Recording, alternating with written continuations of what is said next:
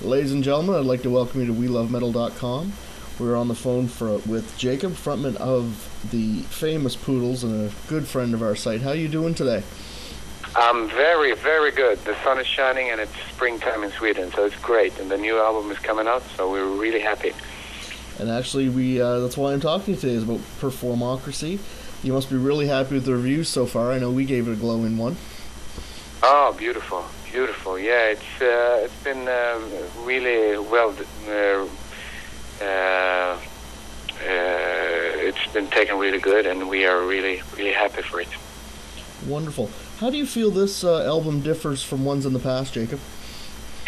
Well, I would say it's a natural development from where we were at Clash of the Elements. It's been way much easier to record, and we learned a lot on the Clash of the Elements recording, that we both what we gained and the mistakes that we did, and we try to avoid the mistakes and try to do what we gained. So it's been a very pleasant recording, this one, and we are very happy to work with Tobias Lundell, the mixing guy who did this one. We're really happy with the result, and also that Mats Valentin, our fantastic producer, worked with us this time too. Is one of our absolutely favorite guys to work with. So excellent. Sounds like a very positive experience then. Yeah, really. Could you tell us a little bit about the songwriting process that you go through? Is it collaborative, or does everyone do their own part?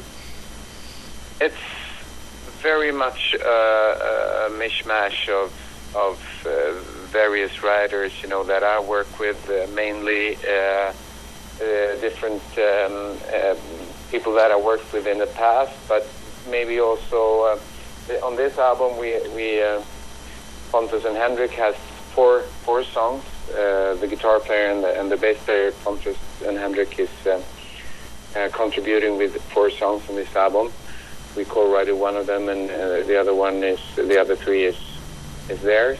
So it's very nice that they also are in the game now, the songwriting game, and I think they're doing a great job. So otherwise, Clash of the Elements, I wrote like 95% of the material, but on this one they were in on it. And also I worked with guys that I worked with on the past previous albums, the 3 albums, both with producers that I worked with before and the songwriting people. So it's been a very various, we always write like 40 songs for each album, and then we pick 13, 14 of them to be on the album. So it's really, we are very, the selection is very hard, every time we try to get all the best songs on the album, and try to keep a red line, and to make the best album for the some of the songs that we wrote for Clash of the Elements didn't blend in on that one, and so we have a big bucket of songs that we continuously work with, and write new material all the time also, as soon as we're not on the road. But it's a pleasant problem, to pick songs once you have them. So it's the hard part is actually to get the quantity of songs that you need. Definitely, it's a problem I think a lot of bands would like to have. Yes. Speaking of going on the road, is there any talk of touring behind the album soon? Oh yeah. We will start on the 7th of May, and in Sweden, and we will tour until August in Sweden. We will do Rock of Ages in Germany in July. Otherwise, it's mainly Sweden territories that we tour. And I just got the message that we are on the first week of release in Sweden. We are on #1, the album charts. So it's really, really happy for that. Congratulations. As everybody knows, it's hard times for record sales, so we're really pleased that we managed to stay on the charts. You know, it's in Sweden. It's one of the more important things to do as far as touring is concerned. You know, if you're not on the charts immediately, it's hard to sell more records because the stores won't take them if you're not on the top 20. You know, and it's hard because it's so the competition is so hard. You know, on the record sales, so it's in the stores.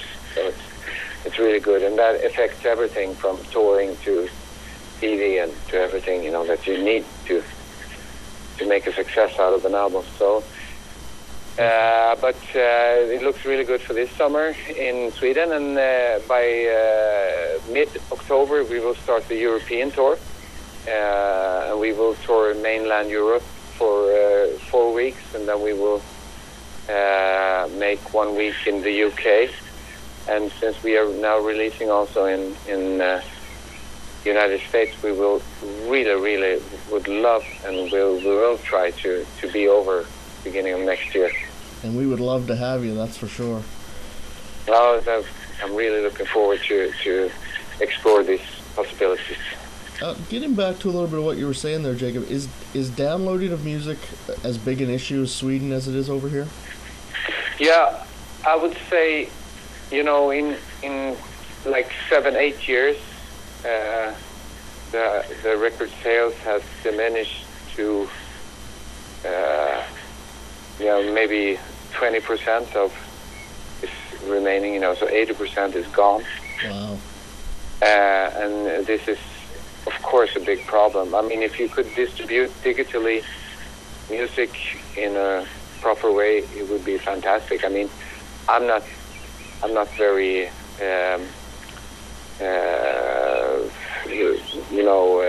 old time about that. The only way to distribute music is through hard copies like CDs or LPs or whatever.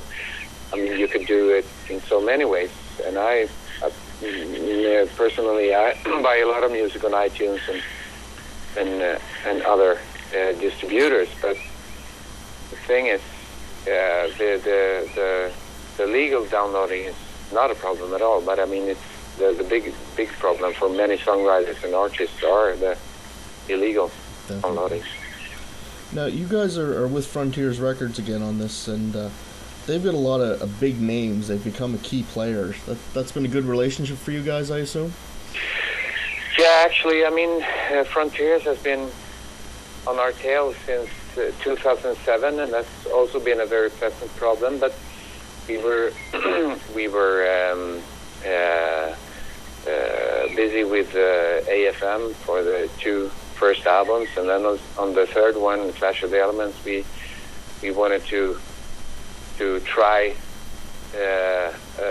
alternative way of distributing, and we had our own label in Sweden, and then we distributed through Universal in Sweden and some other players in Europe, and it was a very good experience, you know, because you experience how much work it is in distributing records and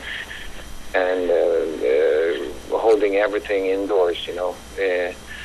So we decided pretty much immediately after we released Clash of the Elements that next album will be on a label. And since Frontiers was one of the players involved in the negotiation about Clash of the Elements, when they heard that we were on looking for another, you know, cooperation, we negotiated for this album, and we are really pleased to work with them, actually, because I think they are really serious, and they've been doing a great job so far. It's very early for us to say. We only released the live DVD and live CD with them. But from what we experienced, they have done a very good job on that one too, and this is, of course, the big move on the studio album now, and they are very keen on the new material and the album, and it feels very good so far. So I'm really happy, actually. Excellent. We actually had talked with Pontus when No Quarter was released, he talked about the upside and the downside of having cameras follow you guys around for the documentary piece that was with that. And it spawned a fan question. They really enjoyed that, and they wanted to know if you guys would ever think of doing something like that again as far as the documentary goes. Yeah, we are really a public band. We really love being out on the road and playing live and meeting fans and have that scene. I mean, we grown up with a major rock stars still still dominating everything today, like Led Zeppelin and Guns N' Roses, and I mean all these bands that really set the landmark of what rock and roll and rock star qualities are, Mm-hmm. And I think one of the thing that I remember so much when I was young, when I got to see documentaries and rockumentaries about the bands and interviews and stuff, that was totally fantastic to me. So we try to, as much as the live performance means so much, the visual part that you get and the show thing. I think the rockumentary thing is also, and documentary thing is also something that adds a lot of colors and emotions in the relationship with the artist that you dig, So I think and this is one of the things that we enjoy doing also. And I mean, we work with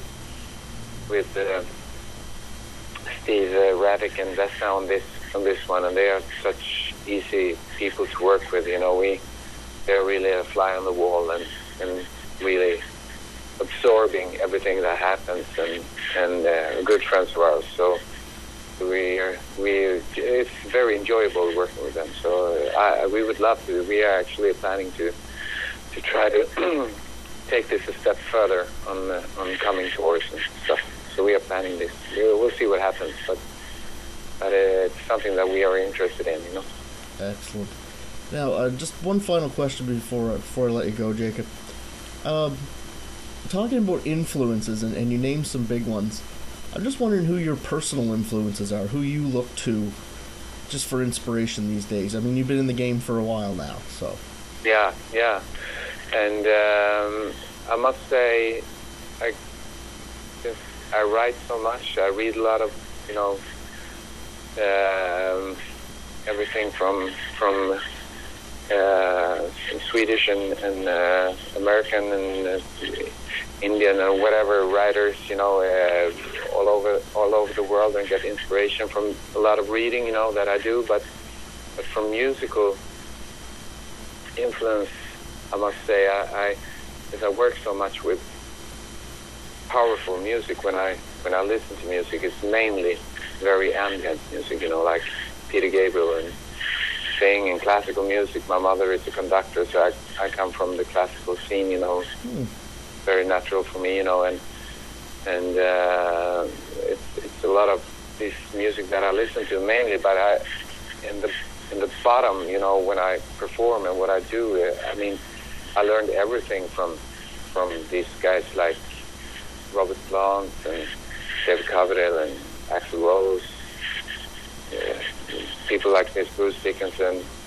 I mean, it's a lot of fantastic guys, Freddie Mercury and David Lee Roth, all these people that, really changed the way showbiz could be, It's like entertainment and great lyrics and fantastic melodies, and, So I must say this giant is the one that really influenced so many people, but also me. I mean, then I have really personal influences from my brother my elder brother is a musical artist and opera singer, and he's also been into hard rock and heavy metal, and he has a major impact on me, as for a teenager looking up to his bigger brother. But I mean, as far as being an artist and doing what I do, I must give the credit to the heroes that walked before me, really. Wonderful. Well, I want to thank you so much for doing this, Jake, and encourage everyone to pick up Performocracy. It's an amazing album by the Poodles. Thank you so much.